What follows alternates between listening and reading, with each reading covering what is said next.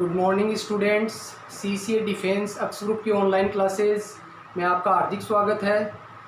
आज अपन जो quadratic equation चल रही थी उसको आज कंटिन्यू आगे कर रहे हैं। तो इसमें नेक्स्ट टॉपिक स्टार्ट कर रहे हैं घन समीकरण। तो घन समीकरण का मतलब क्यूबिक इक्वेशन। तो आपको पता है कि इसकी जनरल इक्वेशन क्या होती थी, ax³ plus bx² plus cx plus d बराबर 0। यानी जो अक्स की मैक्सिमम पावर होती है इसमें वो 3 होती है, आपको सभी को पता है। यानी इसमें a कभी भी 0 नहीं हो सकता, क्योंकि यदि a 0 हो गया तो q बढ़ जाएगा और वो फिर क्यूबिक इक्वेशन नहीं होगी। अब देखो, आपको सभी को पता है कि भाई वेरिएबल यानी जो चर होता है उसके ऊपर जितनी पावर होती है उसी में उसके उतने ही रूट्स होते हैं, उसके उतने ही मूल होते हैं। तो इसके मैं मूल मान लेता हूँ, क्या जो रूट्स की बात करता हूँ मैं, इसके अल्फा बीटा और गामा 3 मूल होंगे, क्योंकि एक्स की मैक्सिमम पावर 3 है तो 3 ही रूट होंगे। तो यहाँ से एक तो देखो बेटा, मूलों का योग alpha plus beta plus gamma बराबर तो होता है -b/a। जैसे क्वाड्रेटिक के अंदर अल्फा प्लस बीटा हुआ था, यहाँ 3 है तो 3 हो जाएगा। एक दो मूलों का गुणनफल alpha beta plus beta gamma plus gamma alpha, वो होगा अपना c/a। तीसरा फिर तीनों मूलों का गुणन alpha into beta into gamma, इसका फॉर्मूला होता है फिर -d/a। मतलब b फिर c फिर d, इस प्रकार से आगे और भी पावर है तो ये मेथड अपना चलता रहेगा। नेक्स्ट, कई बार आपको क्या होता है कि भाई रूट्स दे देता है, मतलब मूल दे देता है और समीकरण पूछता है। तो समीकरण जब अपने को बढ़ाना हो, इक्वेशन बढ़ानी हो, इक्वेशन की बात करूं तो वही होगा अपना x³ माइनस पहले मूलों का योग alpha plus beta plus gamma into x², फिर प्लस दो मूलों का गुणन होगा alpha beta plus beta gamma plus gamma alpha into x होता है। फिर आगे minus alpha into beta into gamma, तीनों का गुणन बराबर 0। तो जब अल्फा बीटा गामा दे दे और इक्वेशन आपको क्यूबिक इक्वेशन बनवाए तो आपको ये फॉर्मूला याद रखना है। अब जो नेक्स्ट अपने टॉपिक की बात करें वो है अपना उभयनिष्ठ मूल, कॉमन रूट्स। जब क्वाड्रेटिक इक्वेशन के अंदर द्विघात समीकरण, जैसे एक समीकरण तो देते, मान लो a1x² plus b1x plus c1 बराबर 0, और दूसरा आपको दे दे a2x² plus b2x plus c2 बराबर 0। ये दो आपको क्वाड्रेटिक इक्वेशन दी हुई है और आपको कहे कि इन दोनों का कॉमन रूट अल्फा है। कॉमन रूट क्या है दोनों का? अल्फा। मतलब अल्फा इसको भी संतुष्ट करेगा और इसको भी सेटिस्फाई करेगा। तो अल्फा की जब वैल्यू निकालनी हो तो यहाँ पर तब अल्फा बराबर होता है c1a2 minus c2a1 upon a1b2 minus a2b1। यानी a1b1 c1 पहली इक्वेशन से गुणांक रख देंगे, a2b2 c2 दूसरी इक्वेशन से कोएफिशिएंट्स रख देंगे तो अल्फा आ जाएगा। या इसका फॉर्मूला ये भी होता है क्या, b1c2 minus b2c1 upon c1a2 minus c2a1।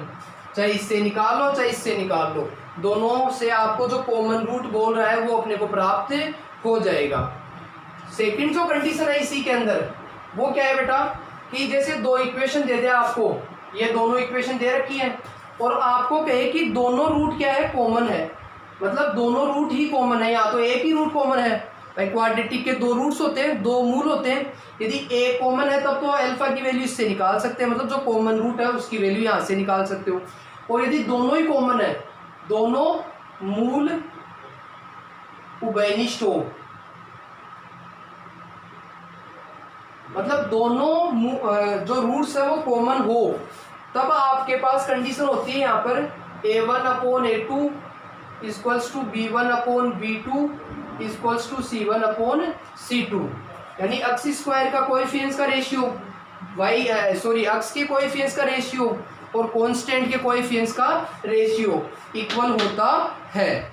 जैसे एग्जांपल की बात करें अपन कि दो क्वाड्रेटिक इक्वेशन है, x square plus 4x square plus 20 equals to 0 और 16x square plus bx plus 40 equals to 0।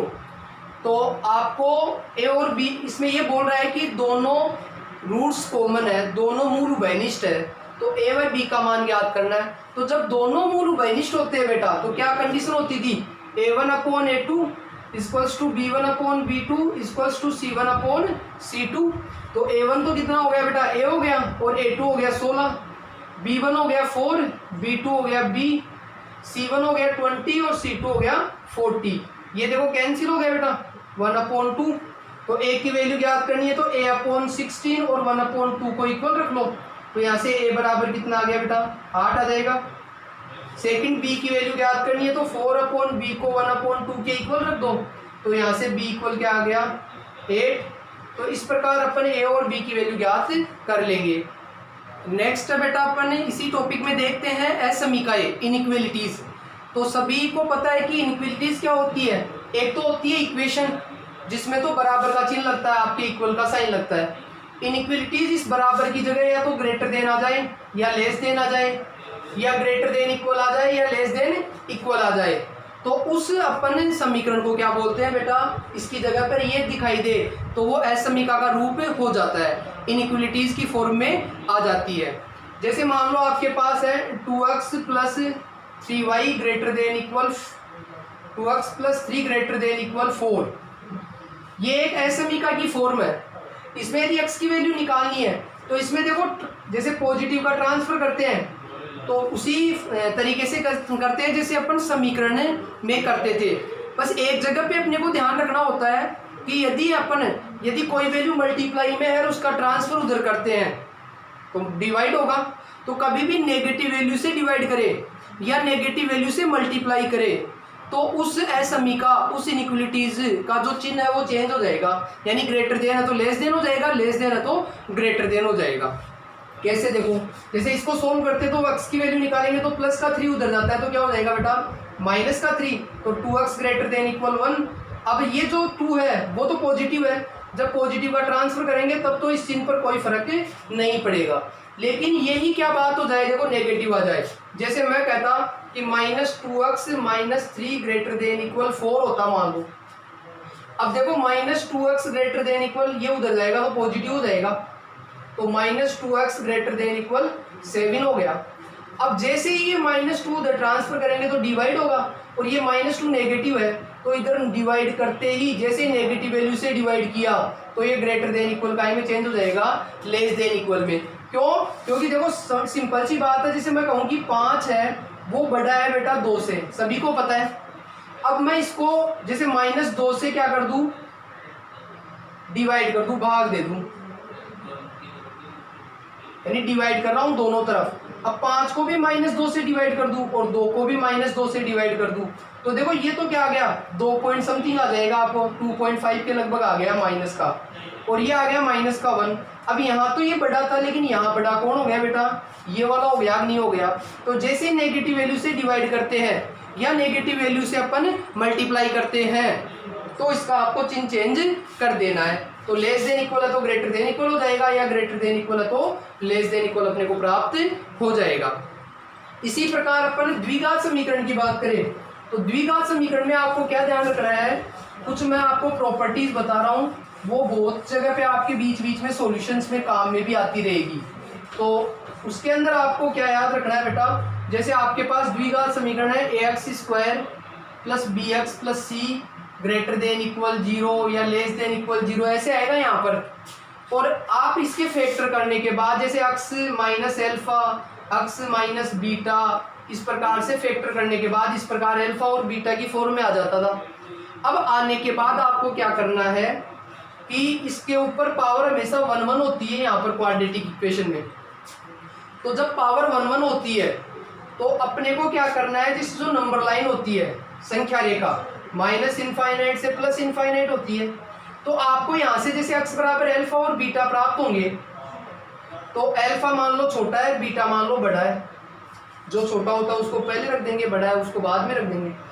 अब यदि पावर इस पे देखो ओड होती है यानी विषम होती है, हालांकि क्वाड्रेटिक में हमेशा विषम ही रहेगी। तो हमेशा यहाँ से इस प्रकार से करना है, ये प्लस माइनस प्लस, यानी हमेशा प्लस से स्टार्ट करेंगे और ओड होने की वजह से ये चिन्ह चेंज होते हैं, प्लस की जगह माइनस, माइनस की जगह फिर प्लस। सम होता है तो चिन्ह चेंज नहीं होते हैं, वो भी बताऊंगा। तो इस प्रकार से तो यहाँ पर क्या करना है बेटा कि यहाँ से जो अक्स की वैल्यू आएगी अपने पास, अक्स की वैल्यू वो क्या आएगी कि देखो ग्रेटर देन का साइन है ना, तो ग्रेटर देन का साइन है तब तो प्लस वाले आंसर उठाने हैं, और लेस देन का साइन है तो माइनस वाले आंसर उठाने हैं। तो यहाँ पर ग्रेटर देन है तो प्लस वाले आंसर होंगे, मतलब एक्स का मान जो बिलोंग करेगा वो माइनस इनफाइनाइट से तो अल्फा, और इक्वल है तो क्लोज लगाएंगे, इनफाइनाइट के कभी क्लोज लगता नहीं है। और दूसरा हो जाएगा बीटा से लेकर इनफाइनाइट तक, ये तो क्लोज, ये ओपन यूनियन, ये एक्स का मान आ जाएगा कब, जब ग्रेटर देन इक्वल होगा। और इसी में यदि लेस देन इक्वल होता, मान लो X minus alpha X minus beta less than equal 0 होता, तब जो मान आता तब ये माइनस वाला आता, तब माइनस वाला यानी एक्स का मान जो होता वो एल्फा से बीटा और क्लोज, इक्वल है तो क्लोज, और इक्वल नहीं होता तो ओनली ओपन लगाया जाता है। तो इस प्रकार से ये सॉल्यूशन। और एक जो मेथड होता था अपना वो क्या होता है बेटा कि जैसे इस प्रकार से आ गया एक्स माइनस एल्फा का whole square x minus beta less than या ग्रेटर देन कुछ भी आ जाए, वो समझ गए। लेस देन है तो नेगेटिव वाला आंसर उठाना है, ग्रेटर देन है तो पॉजिटिव वाला। अब जैसे यहाँ देखो इसमें तो पावर क्या है, इवन है, इसमें एक है ओड, यानी एक में विषम है और एक में सम है। तो नंबर लाइन पे देखना है वही माइनस इनफाइनाइट से प्लस इनफाइनाइट। अब एक वैल्यू एल्फा और बीटा, मान लो एल्फा छोटा है और बीटा बड़ा है, छोटे वाला पहले रखना है, बड़े वाला बाद में रखना है। अब आपको पता है कि जो बीटा प्राप्त हुआ है वो यहाँ से प्राप्त हुआ है और इसके ऊपर पावर ओड है, विषम है, हमेशा यहाँ प्लस लगाना है। अब यदि ये जो प्राप्त हुआ है उसके ऊपर पावर यदि विषम है तब तो ये चिन्ह चेंज कर देते थे जैसे पहले किया था।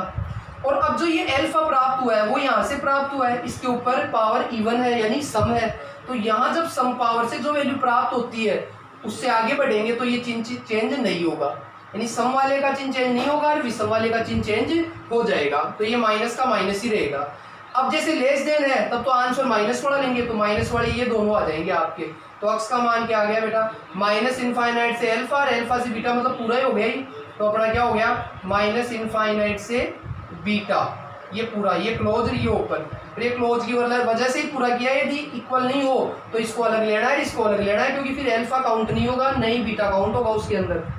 और यदि लेस देन इक्वल होता है यहाँ पर, लेस देन इक्वल, तो फिर क्या होता आंसर नेगेटिव वाला, सॉरी ग्रेटर देन इक्वल होता तो, ग्रेटर देन इक्वल होता तो पॉजिटिव वाला आंसर होता। तब जो एक्स का आंसर होता वो क्या होता, ये वाला, बीटा से लेकर इनफाइनाइट तक, बीटा से लेकर इनफाइनाइट। ये तो हमेशा ओपन होता है, ये इक्वल की वजह से क्लोज होगा, और इक्वल नहीं हो तो ये भी ओपन लगाना है। तो इस प्रकार से जो इनइक्वालिटीज आ जाए क्वाड्रेटिक इक्वेशन के अंदर, तब आपको ये मेथड यूज लेना है। नेक्स्ट देखो बेटा, इसी में एक इस प्रकार से आ जाता है कई बार, mod of X less than equal A. तो मोड हमेशा जब हटाते हैं तो प्लस माइनस लगाएंगे, ध्यान रखना। तो आपको पता है कि जब प्लस लेंगे तब तो ये ऐसे कैसे रहेगा, कोई चेंज नहीं होगा। लेकिन जब माइनस लेंगे तो ये ग्रेटर देन इक्वल चेंज हो जाता है, लेस देन इक्वल चेंज हो जाएगा ग्रेटर देन इक्वल में, और माइनस का ए। अब इसकी जो कंबाइंड वैल्यू होगी वो क्या होगी, देखो कि एक्स का मान ए से तो कम और माइनस ए से ज़्यादा, तो ऐसे लगा लिया करो कि एक्स का मान लेस देन इक्वल तो ए से है और ग्रेटर देन इक्वल माइनस ए से है। तो आप डायरेक्ट इसको ये याद रख सकते हो कि mod of X less than equal A है, तो एक्स का मान इस माइनस ए से तो ग्रेटर देन इक्वल होगा और ए से लेस देन इक्वल होगा। इसी में देखो यदि ग्रेटर देन इक्वल का साइन आता है तब भी वही है कि मोड हटाएंगे तो प्लस माइनस लगाएंगे। अब प्लस लेते हैं तब तो ये चिन्ह ऐसे कैसे रहेगा, लेकिन जब माइनस लेते हैं तो ये चिन्ह लेस देन इक्वल का हो जाएगा। अब एक्स का मान क्या हो रहा है, देखो कि ए से तो बड़ा जबकि माइनस ए से छोटा। अब आप अलग अलग देखो, दोनों तो बन नहीं रहे इसमें से कि भाई छोटा तो किससे, माइनस ए से, और बड़ा किससे, प्लस ए से। तो ये क्या है, ए की वैल्यू पे डिपेंड हो रहा है क्या, क्योंकि अलग अलग हो रहा है। देखो नंबर लाइन से देखेंगे ना, ये तो बीच में आ रहा था लेकिन ये नहीं आ रहा। कैसे, जैसे नंबर लाइन ये है माइनस इनफाइनाइट से प्लस इनफाइनाइट, ये मान लो माइनस ए है, ये मान लो प्लस ए है। अब प्लस ए से तो ज़्यादा, तो प्लस ए से ज़्यादा तो ये वाला पार्ट हो गया, और माइनस ए से कम यानी ये वाला पार्ट हो गया। इसमें जबकि ऐसा आ रहा था, इसमें बीच वाला आ रहा था, देखो माइनस इनफाइनाइट से प्लस इनफाइनाइट, ये माइनस है ये प्लस है। अब ये बोल रहा था क्या कि ए से तो कम और माइनस ए से ज़्यादा, तो बीच वाला हो गया कि नहीं हो गया, ये वाला, ये माइनस ए से ज़्यादा भी है प्लस ए से कम भी है, तो ये तो बीच वाली वैल्यू आ गई, जबकि ये वैल्यू ये वाली आ गई। तो इसमें x का मान जो बनेगा वो क्या बनेगा, एक तो माइनस इनफाइनाइट से तो माइनस ए तक इक्वल है तो क्लोज लगा दिया अगर नहीं है तो, और यूनियन दूसरा बनेगा क्या, ए से इनफाइनाइट तक, ये ओपन और ये क्लोज। तो जब ग्रेटर देन इक्वल है तब तो ये साइड वाले लेने हैं, माइनस ए और ए के बाहर वाले, और जब लेस देन इक्वल है तब बीच वाला लेना है। तो ये इसका सॉल्यूशन हो जाएगा। अब देखो बेटा इसके कुछ एग्जांपल्स की चर्चा करते हैं आज अपन। तो देखो log -2x बराबर 2 log x + 1 के मूलों की संख्या बतानी है, यानी नंबर ऑफ रूट्स बताने हैं। तो नंबर ऑफ रूट्स निकालने के लिए इसको सोल्व करते हैं। देखो log -2x बराबर 2 को पावर पे लेता हूँ ताकि log से log कट जाएगा, फिर log से log कैंसिल, तो -2x बराबर क्या आ गया, x + 1 का होल स्क्वायर। और आपको पता है कि ये होल स्क्वायर उठाओगे तो एक क्वाड्रेटिक इक्वेशन बनेगी, द्विघात समीकरण बनेगा, और द्विघात समीकरण के मूलों की संख्या कितनी होती है, 2। तो इसमें मूलों की संख्या आंसर क्या आ जाएगा बेटा, 2 प्राप्त हो जाएगा। एक एग्जांपल देखो इधर है, x² + px + q बराबर 0, x² + qx + b बराबर 0 का एक मूल उभयनिष्ठ है, एक रूट कॉमन है, तो p + q + 1 का मान निकालना है। तो एक मूल जो कॉमन है, तो जब एक मूल कॉमन होता था तो अल्फा कॉमन होता था, तो अल्फा बराबर मतलब जो x ही मानते थे भाई, अल्फा का मतलब x को ही तो बोलते हैं, x की वैल्यू को ही बोलते हैं। तो इसका जो फॉर्मूला होता था वो क्या होता था बेटा, बिल्कुल C1a2 - C2a1 upon a1b2 - a2b1।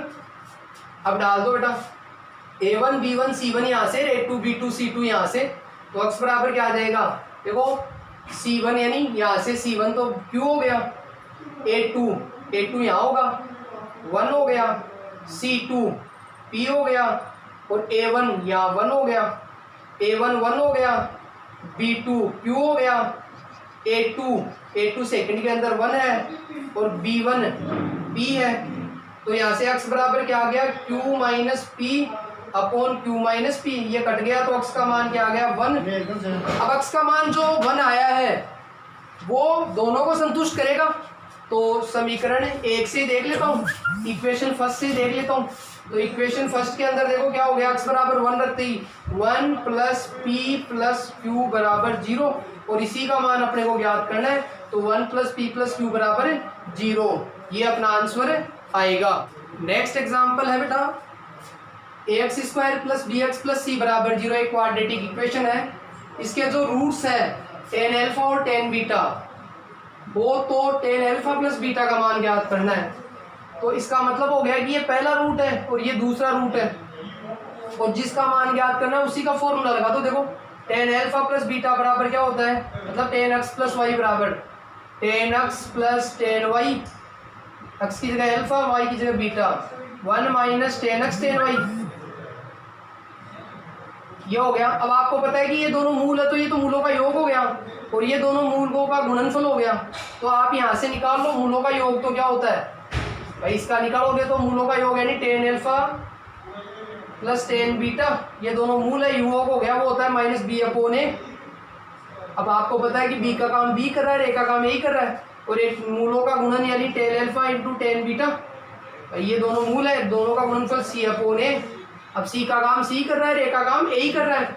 अब रख दो यहाँ पर value, tan alpha + tan beta की वैल्यू तो -b/a, 1 - tan alpha × tan beta की वैल्यू c/a, नीचे माइनस कर दो बेटा, -b/a, a एलसीएम ले लूंगा तो a - c, a से a कैंसिल हो गया, तो अपना जो फाइनल आंसर आ गया वो क्या आ गया, b, ये माइनस नीचे लाऊंगा तो c - a हो जाएगा, तो b/c - a, ये इसका आंसर प्राप्त हो जाएगा।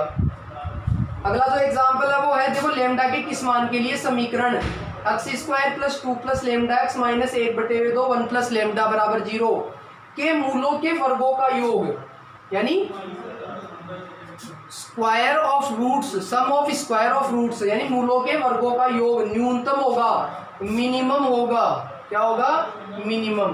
तो पहले मूल में अल्फा और बीटा मान लूं बेटा, अल्फा और बीटा मैंने मूल मान लिए, तो मेरे को क्या ज्ञात करना है, न्यूनतम मिनिमम वैल्यू ज्ञात करनी है, minimum value of alpha square plus beta square, sum of square of roots, इसकी मिनिमम वैल्यू ज्ञात करनी है। तो पहले इसकी वैल्यू निकाल ले अपन, इसकी alpha square plus beta square को मूलों का योग और गुणन में रिप्रेजेंट करूं तो क्या करोगे, अल्फा प्लस बीटा का whole square minus 2 alpha beta, सभी को याद है ये फॉर्मूला।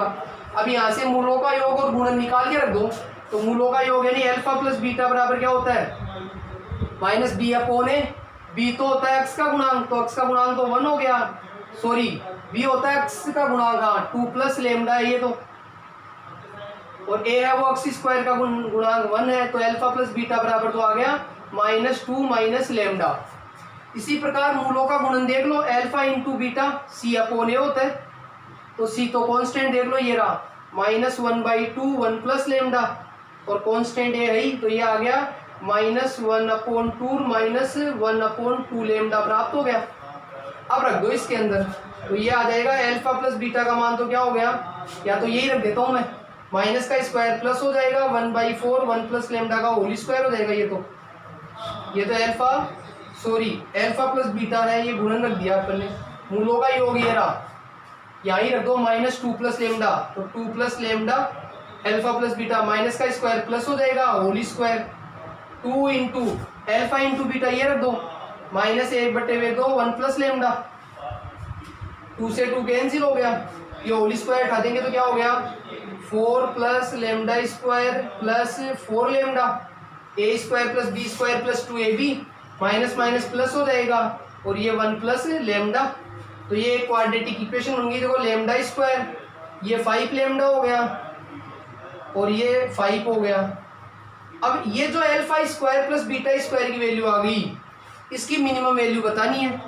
तो मिनिमम वैल्यू का फॉर्मूला क्या था कि जब a ग्रेटर देन 0 होता था, तो ये एक्स स्क्वायर का गुणांक पॉजिटिव है, तब मिनिमम वैल्यू क्या होती थी बेटा, बिल्कुल 4ac minus B square upon 4a, याद है सभी को।